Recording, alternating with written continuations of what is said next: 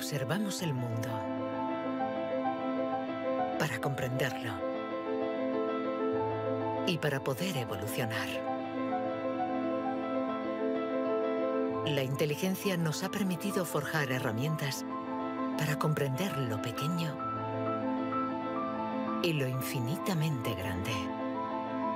Desde hace más de un siglo, psicólogos, biólogos, genetistas y neurocientíficos la diseccionan, la analizan y la miden. Hemos inventado los ordenadores y caminado sobre la Luna. Pero contrariamente a lo que podríamos creer, nuestra inteligencia individual no ha aumentado. Hoy en día, la ciencia explora las diferentes facetas de nuestra inteligencia. Pero, ¿saben en realidad los científicos qué es la inteligencia?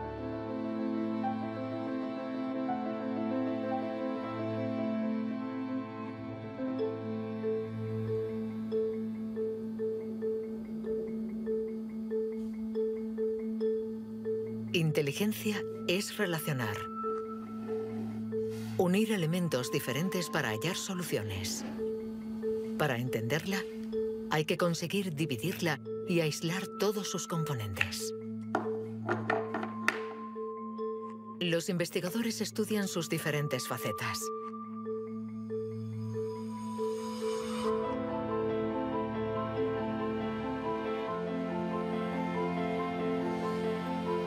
Para medir la inteligencia, una de las primeras propuestas ha sido medir la velocidad a la que reacciona el cerebro. Este es el método que el profesor Ten Yanouis ha utilizado. Él ha comparado nuestro tiempo de reacción con el de nuestros ancestros. Y los resultados de su estudio no nos favorecen.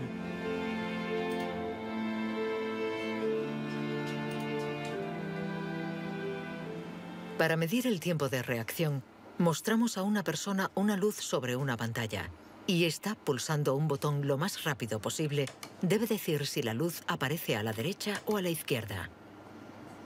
No es un acto reflejo, sino una información simple que nuestro cerebro debe procesar.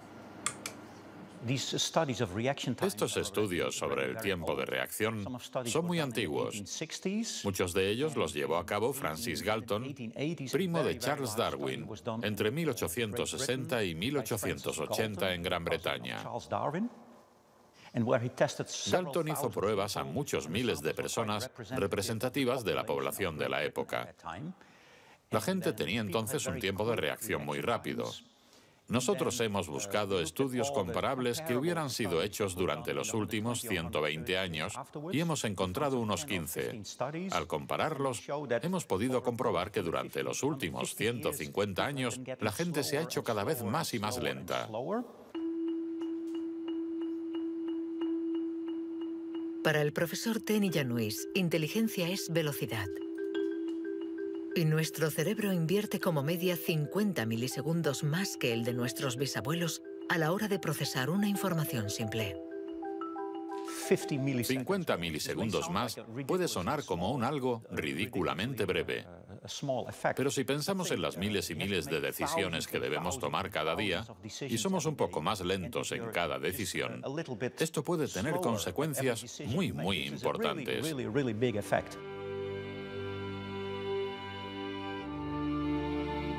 El profesor Ten Yanouis está convencido de que somos menos inteligentes que en el siglo XIX.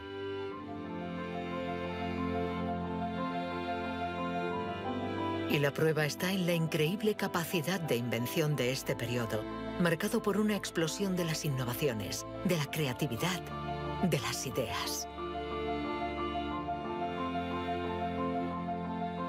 En el siglo XIX hubo muchas innovaciones fantásticas. Hay estudios que muestran que el número de inventos por habitante era 4 veces mayor que hoy en día. El profesor Ten Yanouis piensa que nuestra inteligencia está en declive desde hace por lo menos 150 años. Pero en el siglo XIX, Sir Francis Galton ya pensaba que los ingleses eran bastante menos inteligentes que los griegos de la antigüedad, donde no faltaban las mentes brillantes. Entonces, y los predecesores de los griegos, los hombres prehistóricos. Es extremadamente difícil medir su inteligencia. Sin embargo, en el Instituto Max Planck de Leipzig intentan responder a esta pregunta reconstruyendo el cerebro de nuestros antepasados de la prehistoria.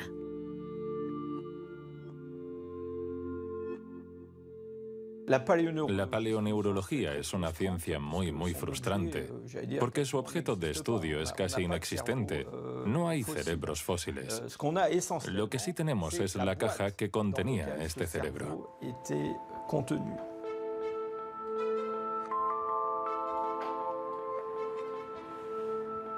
Al comparar nuestro cerebro con el del hombre prehistórico, los científicos han encontrado diferencias no solo en la forma, sino también en el tamaño. Algunos de estos individuos tenían un cerebro más grande que el nuestro. Sabiendo que todo lo que somos, todo lo que pensamos, nuestros recuerdos, la personalidad, las emociones, el lenguaje, todo depende de este órgano, entonces, ¿es que la inteligencia está relacionada con el tamaño? Sería absurdo pensar que no hay relación entre el tamaño del cerebro y la complejidad de los comportamientos, es decir, la inteligencia. Esto lo vemos en el reino animal. Los animales llamados más inteligentes, en particular los cetáceos y algunos tipos de delfines, por ejemplo, tienen cerebros muy grandes, con un gran número de neuronas. Por lo tanto, encontramos en ellos algo que también encontramos en los grandes primates y en el hombre.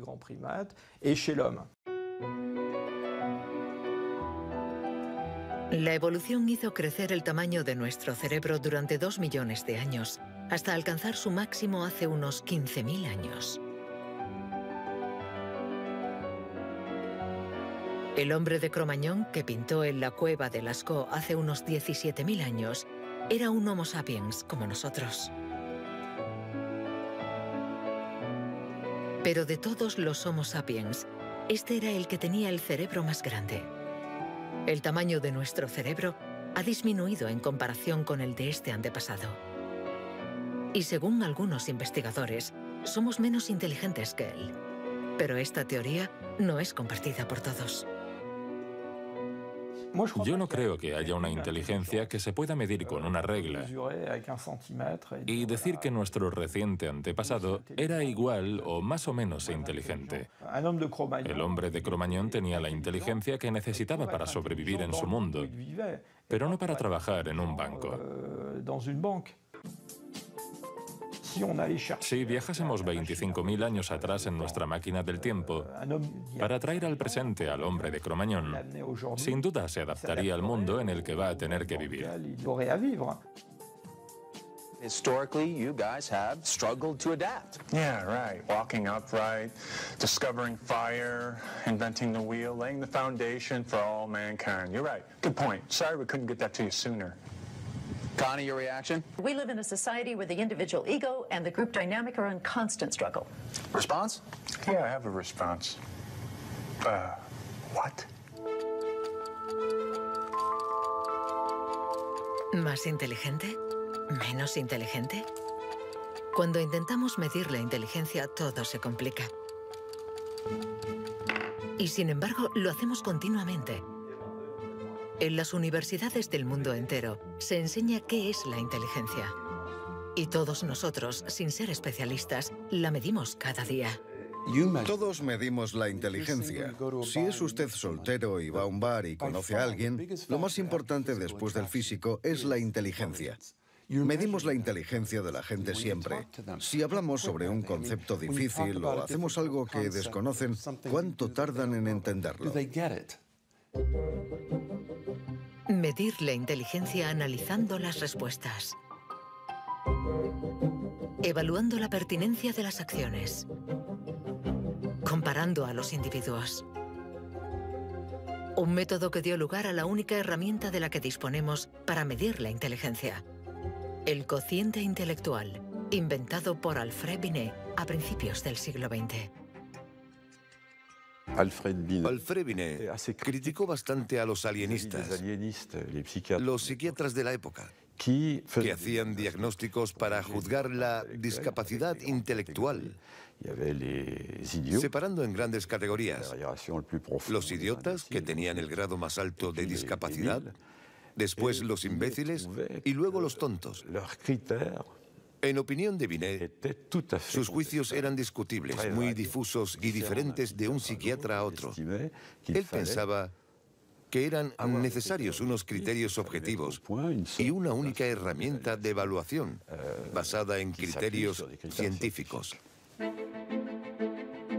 En 1905, el Ministerio de Educación francés pidió a Binet que encontrara la manera de detectar a los niños con dificultades escolares.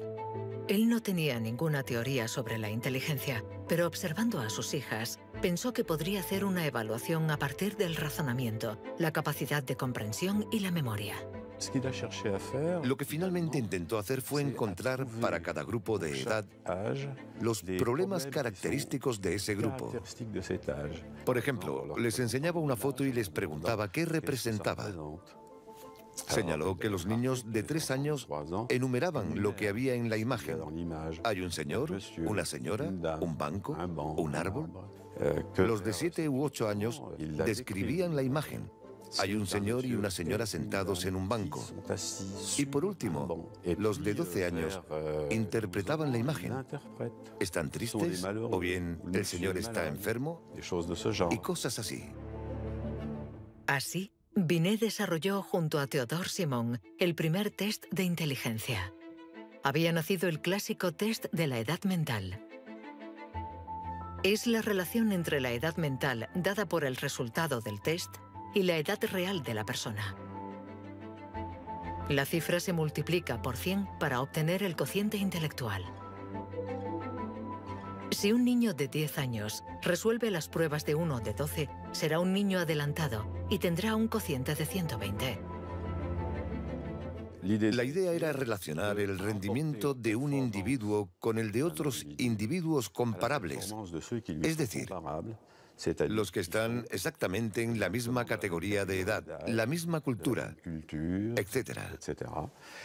Y, obviamente, partiendo de una serie de puntuaciones en la prueba para una edad determinada. El cociente intelectual es la posición de un individuo comparado con el rendimiento de otros que son como él o ella, es decir, de la misma edad. Le damos al cociente intelectual un poder exagerado, porque pretende medir una cualidad tan particular como la inteligencia. Es difícil resistirse a la tentación de medirse, de compararse. Lo que sí es un poco ridículo es lo que nos encontramos actualmente en Internet, como las páginas web que calculan nuestro cociente intelectual. La gente hace el test, se encuentra con una cifra y la interpreta. Y si, por ejemplo, esta cifra no es buena, pensamos que no somos inteligentes. Es absolutamente catastrófico. El 2. Es ridículo pensar que una cifra defina a una persona. El 4. El 3. Solo un psicólogo hará un test fiable del cociente intelectual. El 2. Ya que debemos saber cómo interpretarlo en relación con el pasado del individuo, su presente El 2 y el 3. y su personalidad. Este cociente mide la inteligencia. Compara a las personas. Pero ¿nos permite saber si nuestra inteligencia ha evolucionado desde que Binet lo inventó hace más de un siglo? ¿Obtenemos mejores resultados en el test hoy? En Nueva Zelanda es donde por primera vez han respondido a esta pregunta. Allí, James Flynn ha hecho un descubrimiento sorprendente que los científicos de todo el mundo han bautizado como el efecto Flynn. El efecto Flynn supone el descubrimiento de que todas las naciones que entraron en la era industrial han obtenido mejoras considerables en los tests de cociente intelectual.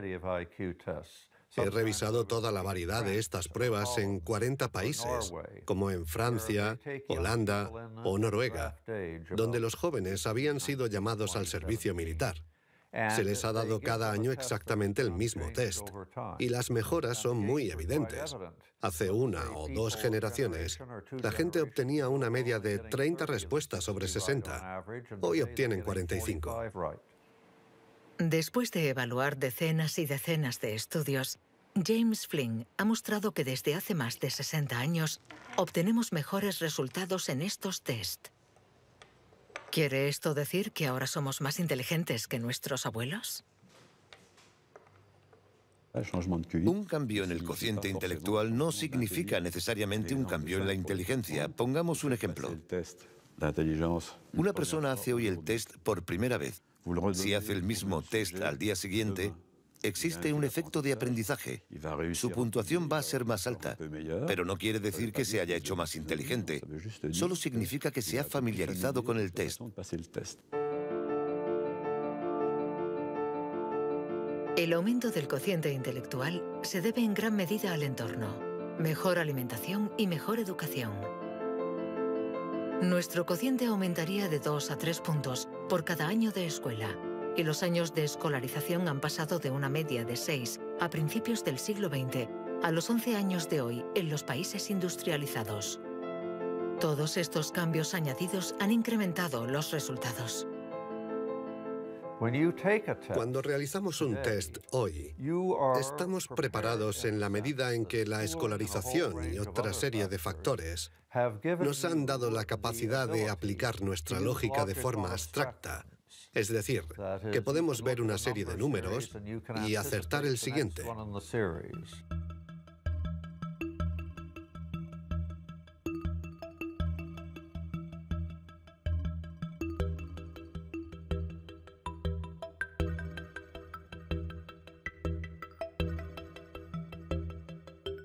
En cuanto a la inteligencia, no hay que fiarse de las apariencias. Tener mejores resultados en estos test no implica que seamos más inteligentes. Se trata solamente de que estamos mejor preparados para pasar el test. Nuestra inteligencia es como un músculo que entrenamos para obtener de él todo su potencial, y con el entrenamiento podemos alcanzar nuestros límites. Las cifras lo demuestran. Tras decenios de mejora, los resultados de los test han llegado al tope. Incluso están empeorando en países como Inglaterra, Dinamarca o Noruega. El aumento del cociente intelectual es un fenómeno que ha durado un siglo, pero todos los países terminarán por llegar al tope de este incremento. Sospecho que la educación formal ha abusado de la capacidad de manipular los conceptos abstractos y, a menos que se produzca una revolución de la pedagogía, los beneficios que ha producido la escuela van a tocar techo, ya que hoy en día casi todo el mundo está escolarizado.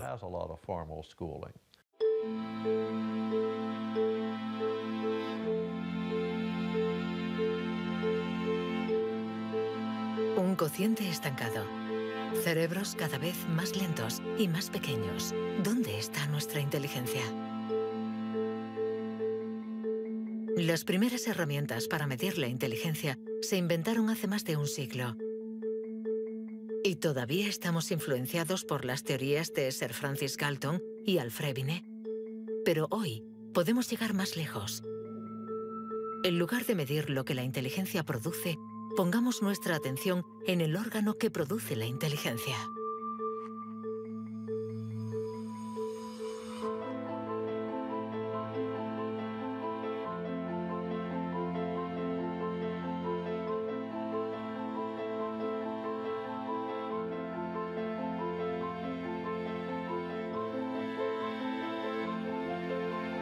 Richard Heyer es psicólogo y neurocientífico en la Universidad Irvine de California. Desde hace más de 30 años, intenta averiguar cómo es un cerebro inteligente. Gracias a los progresos de los instrumentos de observación, Heyer y su colega, el profesor Rex Jung, investigan en qué lugar del cerebro se aloja la inteligencia. Veamos el cerebro de Richard Hayer. Vemos un bonito cerebro. El doctor Hayer es una persona brillante e inteligente y vemos todas las regiones que sustentan su inteligencia.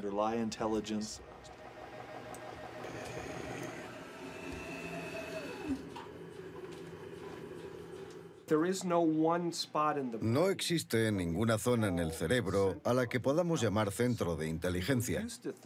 Se pensaba que había un centro de inteligencia en la parte frontal, pero las investigaciones han demostrado que cuando resolvemos problemas de inteligencia en el interior de un escáner, la comunicación bidireccional entre la parte frontal y la parte posterior es muy importante mientras efectuamos la operación.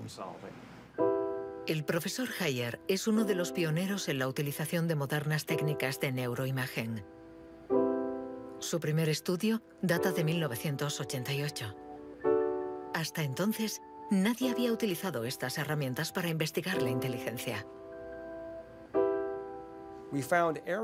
Hemos encontrado áreas del cerebro que se activan cuando hacemos un test de inteligencia. Pero lo más sorprendente ha sido que cuanto más activas estaban estas áreas, menos buenos eran los resultados de dichas pruebas. Esto es lo contrario de lo que esperábamos. En el mundo de la ciencia, encontrar un resultado opuesto a lo esperado es realmente interesante.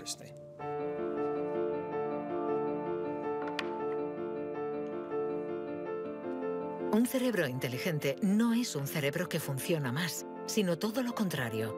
Es un cerebro que funciona menos. Esto es lo que llamamos neuroeficacia. Ser inteligente consiste en resolver un problema con el mínimo esfuerzo.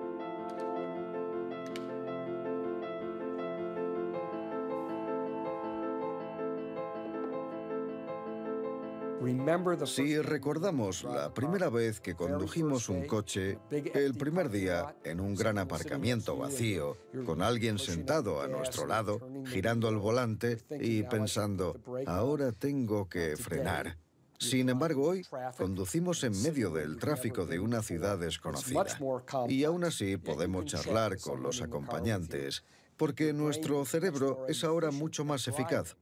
Por lo tanto, un alto nivel de inteligencia no está necesariamente ligado a un cerebro que trabaja más, sino a una transmisión más eficaz de la información entre las zonas importantes del cerebro.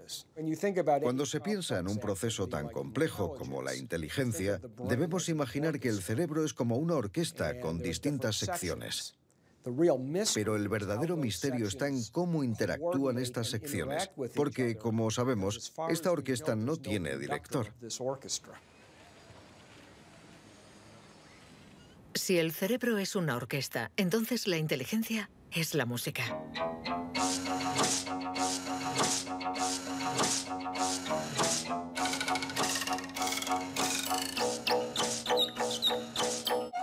Cuando empezamos a interpretar la partitura, nunca sabemos cómo van a tocar juntos los músicos.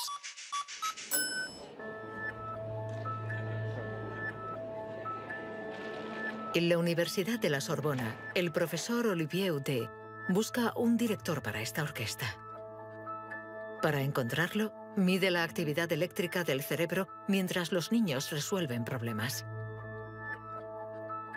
Lo que le interesa es lo que él mismo llama bugs de inteligencia. Mostramos a un niño una imagen con 1, 2, 3, 4, 5 babars separados y 5 babars juntos. Y le preguntamos si hay el mismo número de babars en la parte de arriba y en la de abajo. Hasta los 7 u 8 años, todos los niños del mundo responderían, hay más arriba, porque la imagen es más larga. El cerebro de los niños es fácil de engañar por la inteligencia visioespacial, según la cual longitud es igual a número. Esto significa que tenemos caminos neuronales distintos para resolver una misma tarea.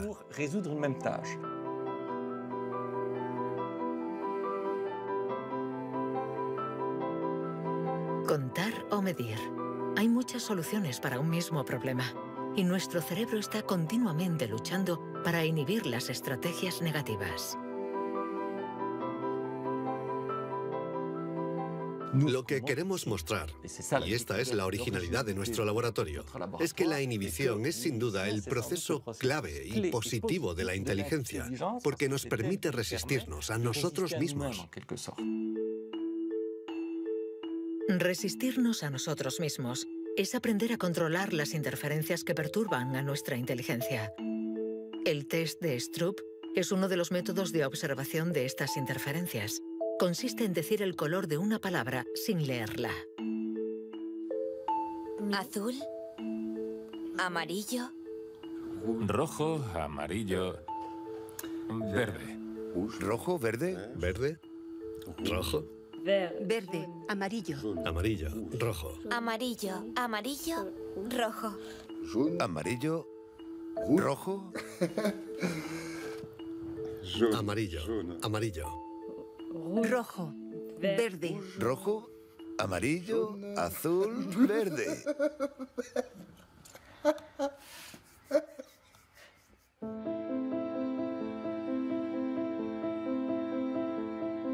Para resolver un problema usamos diferentes regiones del cerebro unidas entre sí, pero que a veces entran en competencia. Pero ¿cómo se comunican las diferentes regiones? Este tema le interesa al profesor Douglas Fields, del Instituto Nacional de la Salud de Washington. El cerebro está hecho de dos clases de tejidos, materia blanca y materia gris. Todos hemos oído hablar de la materia gris, que es donde se encuentran las neuronas, en la superficie del cerebro. Pero debajo hay miles de conexiones, de cables, de axones que conectan las neuronas formando circuitos. Y es de color blanco porque estos axones están aislados por una membrana celular llamada mielina.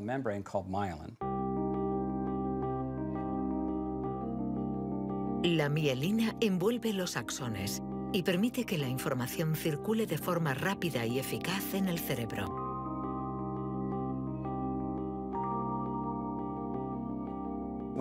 Cuando nace un niño, su cerebro no está maduro. Sus funciones son mínimas. Un bebé no puede hacer casi nada. No puede alimentarse, su visión es muy limitada, no puede andar ni sujetar su cabeza. Esto se debe a que nuestro cerebro está siendo permanentemente moldeado por el entorno. Y una de las cosas más interesantes respecto a la mielina es que se forma después de nacer. La mielina es esencial para que la información circule de forma eficaz por el cerebro. Es esencial para nuestra inteligencia. Pero en la actualidad, la formación de la mielina está alterada.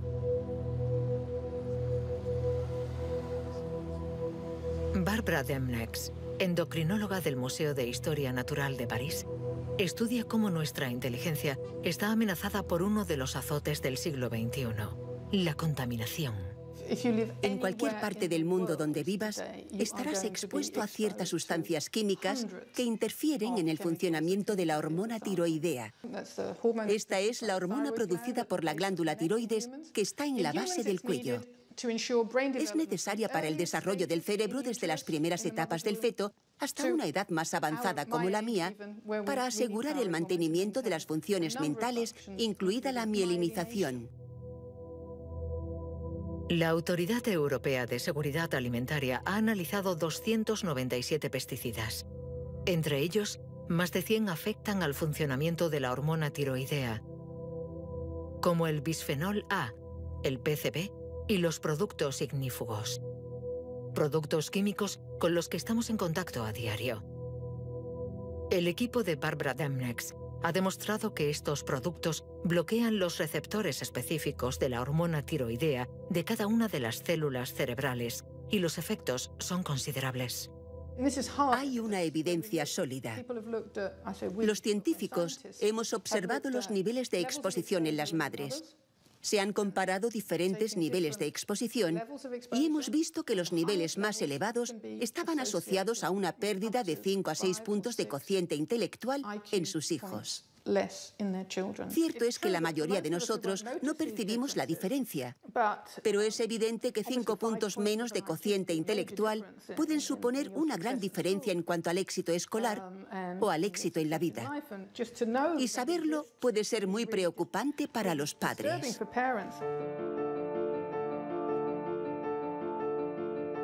Nuestra inteligencia nos ha permitido crear un mundo complejo, pero a costa de degradar el medio ambiente. Y podríamos estar pagando el precio si esta degradación afecta a nuestro cerebro, actuando, por ejemplo, sobre la mielina. Pero si este fenómeno se confirma, ¿qué haremos? Durante más de un siglo, hemos pensado que los procesos mentales se debían solo a la actividad eléctrica de las neuronas. Pero hoy, los neurólogos han comenzado a explorar nuevos campos. Tan solo el 15% de las células del cerebro son neuronas. El resto, el 85%, no se comunican mediante impulsos eléctricos. Las llamamos glía. Nuevos métodos nos han permitido ver, para nuestra sorpresa, que las células gliales se comunican entre ellas y con las neuronas sin electricidad. Esto es un punto de partida fascinante, porque supone un cambio fundamental de conceptos respecto al funcionamiento del cerebro a nivel celular. Células gliales. Células mucho más numerosas que las neuronas y que forman su entorno. Algunas fabrican la mielina. Otras alimentan a las neuronas y las protegen. Estas se denominan astrocitos. Y un descubrimiento inesperado indica que los astrocitos juegan un papel en la inteligencia. Todo comenzó con un genio. En abril de 1955, en el Hospital Princeton de New Jersey, el patólogo Thomas Harvey dirigió la autopsia de Albert Einstein. El 18 de abril, a las 8 de la mañana, decidió robar el cerebro del hombre considerado como la encarnación del genio. Pretendía examinar este preciado órgano para encontrar el secreto de la inteligencia. Después de esconderlo en su casa durante 27 años, autorizó a otros científicos a examinarlo. Estos descubrieron en el cerebro de Einstein lo que podría ser el secreto de su inteligencia. El cerebro de Albert Einstein fue examinado para ver qué era lo que lo hacía más inteligente, y no pudieron encontrar ninguna diferencia en el número de neuronas ni en el tamaño. No había nada, excepto que su cerebro tenía más astrocitos. Esto llamó la atención de mucha gente sobre el papel de los astrocitos en la inteligencia. Los astrocitos. Células gliales identificadas hace más de un siglo. Aunque en los últimos años, los científicos han comprendido que su función no era mucho más compleja de lo que imaginaban. Los astrocitos sirven para muchas cosas. Controlan la sinapsis, controlan el flujo sanguíneo en el cerebro, alimentan a las neuronas, reaccionan a las heridas. Todas estas cosas estaban consideradas como tareas menores que los astrocitos hacían en el cerebro, y no habían sido tomadas muy en serio hasta que se dieron cuenta de lo determinantes que son los astrocitos para las neuronas. Un astrocito humano controla cientos de neuronas, muchas más que, por ejemplo, un astrocito de ratón. Basándose en esta observación, un equipo de la Universidad de Rochester ha realizado un experimento fascinante. Para entender mejor la inteligencia humana, han decidido cruzar la barrera de la especie y han trasplantado astrocitos humanos en el cerebro de un ratón. Hemos trasplantado astrocitos humanos en ratones y el trasplante invadió literalmente todo su cerebro. Cuando lo revisamos un mes después, pudimos ver que allí donde habíamos realizado el injerto, este ocupaba un lugar discreto. Un año más tarde, todo el cerebro se había injertado a sí mismo. Todas sus células habían sido literalmente reemplazadas por células humanas. Y nos dimos cuenta de que estos ratones tenían más memoria y más capacidad de aprendizaje que los no injertados. Para comprobar las capacidades de los ratones con el cerebro modificado, los metieron en un laberinto. Resultado: los injertados encontraron la salida 2 veces más rápido que los no injertados.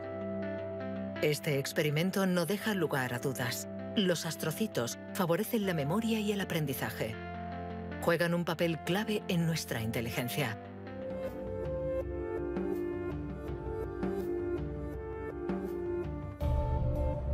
La inteligencia se refleja en el funcionamiento del cerebro. Pero ¿cómo se explica la diferencia entre las inteligencias de nuestros colegas, amigos o padres? ¿Es que tienen más materia blanca, menos astrocitos o sus neuronas son más rápidas? El origen de nuestras capacidades se encuentra en parte en nuestros genes. Robert Plomin estudia la genética del comportamiento. En sus investigaciones ha visto crecer a miles de niños y gracias a ello espera poder encontrar los genes que influyen en la inteligencia. A menudo la gente desea saber en qué medida la inteligencia viene determinada por los genes. En primer lugar, hay que insistir en que la palabra determinar no es adecuada. Debemos decir influenciar, ya que, como sucede con el tamaño, está estrechamente relacionado con los genes, pero no determinado por ellos. Si somos altos, es probable que nuestros hijos sean más altos que la media, pero si están mal alimentados o enfermos, serán más bajos. Esto no es determinar, es influenciar. En otras palabras, los genes nos dan el potencial y el entorno decide el resultado final. Para entender las relaciones complejas entre genes e inteligencia, Robert Plomin ha realizado miles de test en gemelos. Los gemelos idénticos tienen la particularidad de ser clones, tienen exactamente los mismos genes. Son completamente idénticos. Mismo pelo, mismos ojos, pero ¿tienen los mismos resultados en los test de inteligencia? La respuesta es sí. Sus resultados se parecen mucho más que los de otros hermanos. Esta es la prueba de que, sin ser completamente determinantes, los genes sí juegan un papel crucial.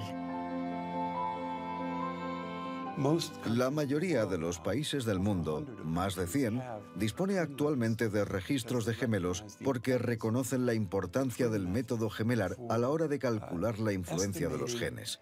La siguiente etapa de nuestras investigaciones consiste en encontrar los genes responsables de la inteligencia. Para esto, Robert Plomin ha utilizado chips de ADN capaces de detectar más de 1 millón de marcadores genéticos. Comparando el ADN de los que tenían buenos resultados en los test, Plomin quería saber si ciertos genes se dan con más frecuencia. Pero la identificación precisa de estos genes es mucho más complicada de lo que esperaba.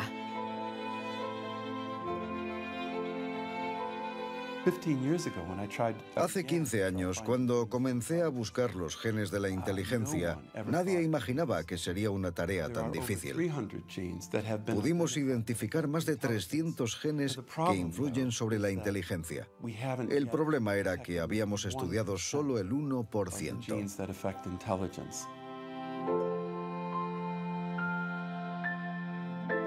La inteligencia está influenciada por la interacción de muchos miles de genes que conforman una red increíblemente compleja. Además, producen efectos distintos en función de la región del cerebro donde actúen.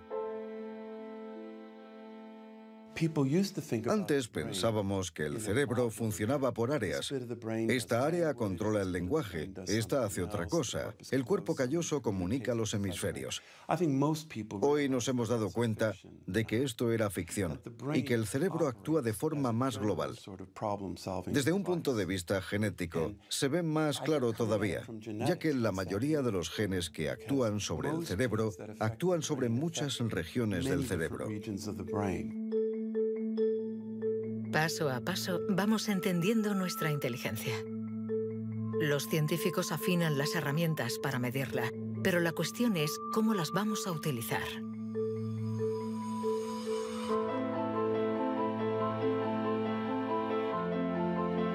La inteligencia es lo que mejor predice nuestro nivel de estudios o nuestro empleo.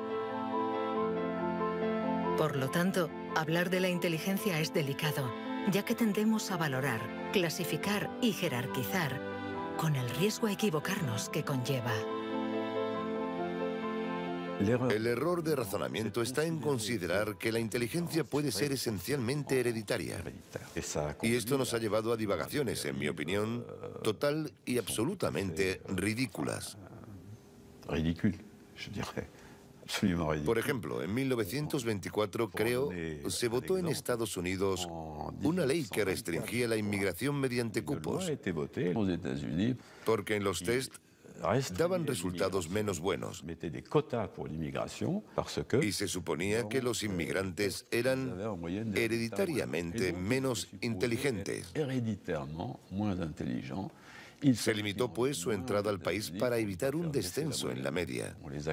Como sabemos, entraban por la isla de Ellis, frente a Nueva York, donde muchos de ellos eran devueltos, sobre todo aquellos que se anticiparon al auge del nazismo. Pienso especialmente en los judíos de Europa del Este que fueron expulsados por razones absolutamente estúpidas. Durante mucho tiempo, creímos que nuestro origen era determinante y que nuestra herencia controlaba nuestras vidas. Después, por suerte, la ciencia ha abandonado esta visión determinista. Pero la inteligencia es algo especial. Un tema tan sensible que los pasos en falso han marcado su historia. William Shockley, físico visionario y premio Nobel por su descubrimiento del transistor, resultó menos brillante en sus estudios sobre la inteligencia. Dr. Shockley, if you could answer it yes or no, I would appreciate it. Do you believe that black people are inferior in intelligence because of their heredity? What I say is this. My research leads me, and it's a tragic conclusion, really, my research leads me inescapably to the opinion that the major cause of the American Negro's intellectual and social deficits is hereditary and racially genetic in origin, and thus not remediable to a major degree by practical improvements in environment. Then what do you see as the solution to the problem? I would propose that you would offer a bonus to everyone to be sterilized. The offer is based upon the best estimates, best scientific estimates that one can have of any genetically carried disabilities. 1974, prácticamente ayer. Una época nada lejana. Algunos utilizaban el cociente intelectual para justificar su racismo y excluir lo diferente. Joseph Skobanek sufre el síndrome de Asperger, una forma de autismo compatible con un cociente elevado. Graduado en ciencias políticas, doctor en filosofía y escritor, con 6 años no hablaba una palabra. Hoy habla 7 idiomas, entre ellos el hebreo, el árabe, el persa y el azerí. Yo formaba parte de esos niños cuyo destino era la basura. Durante mucho tiempo nos dijeron que las personas autistas eran deficientes intelectuales. Autismo llegó a ser casi sinónimo de discapacidad intelectual. Sin embargo, hoy sabemos que esto no es así. Toda sociedad humana necesita una jerarquía. Necesita gente que marque la diferencia. Y tendemos a a resumirlo todo bajo un criterio único. En Estados Unidos, la calidad humana y las jerarquías se definen por el cociente intelectual. En Francia puede ser cualquier concurso administrativo. En la China imperial eran los famosos exámenes del mandarín. Pero todo esto reposa sobre una idea central y, sin embargo, errónea, la de que hay una única escala para medir la inteligencia de la humanidad. Y todo aquel que predica estas teorías se sitúa a sí mismo en lo más alto. La inteligencia como escala única de la humanidad. ¿Pero se puede definir lo humano desde una sola dimensión? ¿Podemos ser definidos tan solo por la inteligencia cuando ella misma tiene tantas facetas distintas?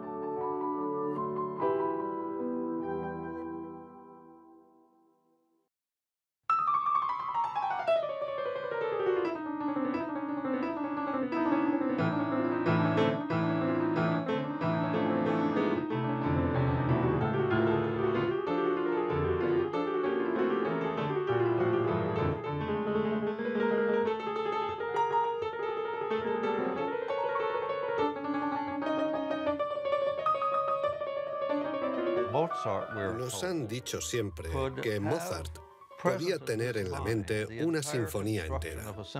Cuando escuchamos una sinfonía, debemos seguirla a medida que se desarrolla en el tiempo. Sin embargo, él la veía en su totalidad. Viene a ser la clase de complejidad mental de un matemático cuando tiene en mente 7 u 8 fórmulas y conoce todas las conexiones posibles entre ellas. Pero siempre podemos argumentar. ¿La inteligencia musical es inteligencia? No importa. Lo que importa es que existe y que aquellos que la poseen no tienen necesariamente un cociente intelectual elevado.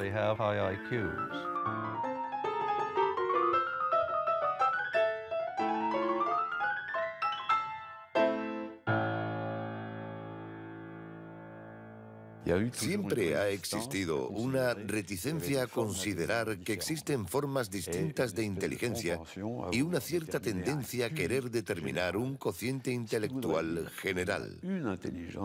Una única escala de inteligencia donde podemos situarnos por encima o por debajo.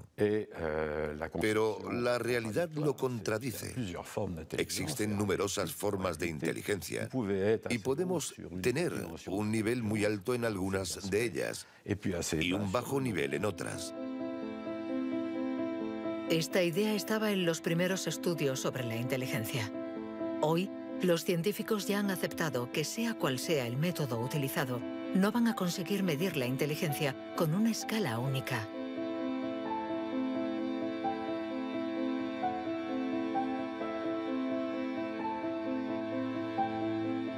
En la Universidad de Nuevo México, el profesor Rex Jung está convencido de que para resolver cualquier tipo de problema usamos distintos tipos de razonamiento. Y lo que llamamos inteligencia no es sino uno más de ellos.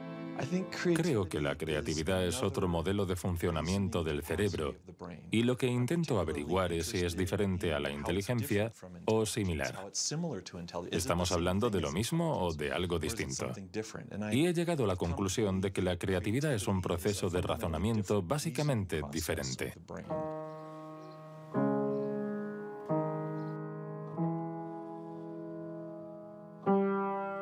Leer una partitura es ser inteligente utilizando nuestros conocimientos.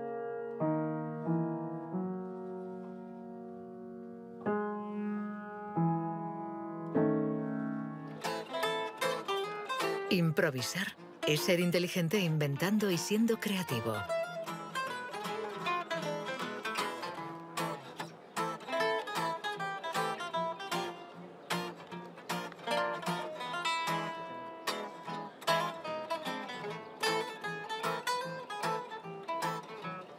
Un músico puede ser a la vez inteligente y creativo, un sujeto de estudio ideal.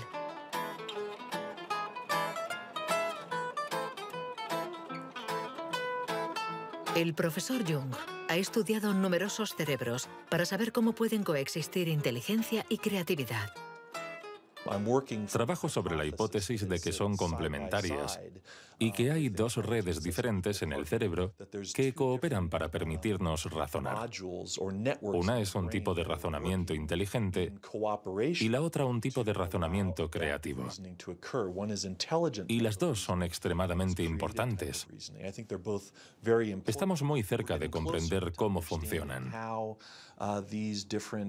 Nuestra teoría es que la red de la inteligencia se sitúa sobre todo en la superficie del cerebro.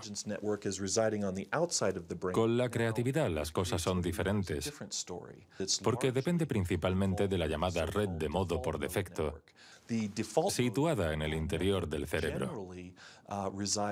Estas dos redes intercambian permanentemente información para que podamos resolver los problemas que nos plantea el mundo en que vivimos.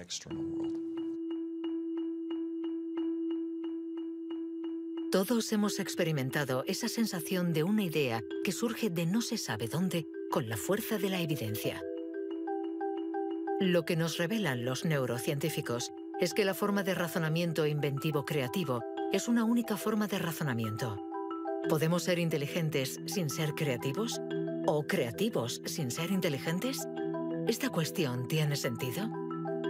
Para evolucionar de forma inteligente, ¿no necesitamos todos los recursos de nuestra mente? No podemos ser creativos, por ejemplo, en física, si solo tenemos formación en física. Para ser creativos en física, necesitamos estar educados en ese universo extraño y poder utilizar y reutilizar los mecanismos mentales que hemos aprendido en otros contextos. El problema de las investigaciones estériles es que se encierran en su burbuja y no dan ni reciben información. Por el contrario, las personas creativas son aquellas que importan ideas de un universo a otro.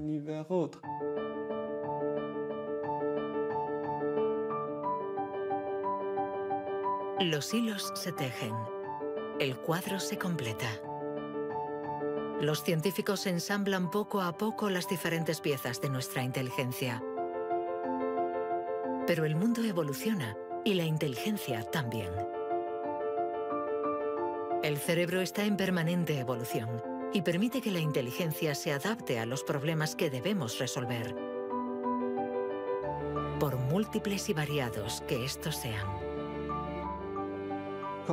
Cuando era niño, sabía que yo no funcionaba como los demás y era consciente de ello.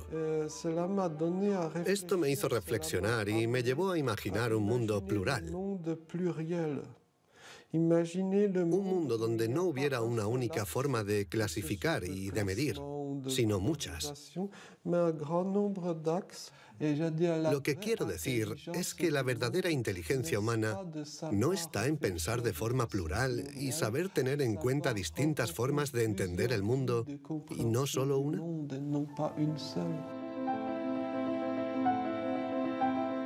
El papel de la ciencia no debe ser el de decir si somos más o menos inteligentes que nuestros vecinos o que nuestros antepasados, sino el de ayudarnos a entender cómo funciona nuestro cerebro. Así, sabremos cuidar nuestra inteligencia y también mejorarla para tejer hilos de unión entre nosotros y la diversidad que nos rodea.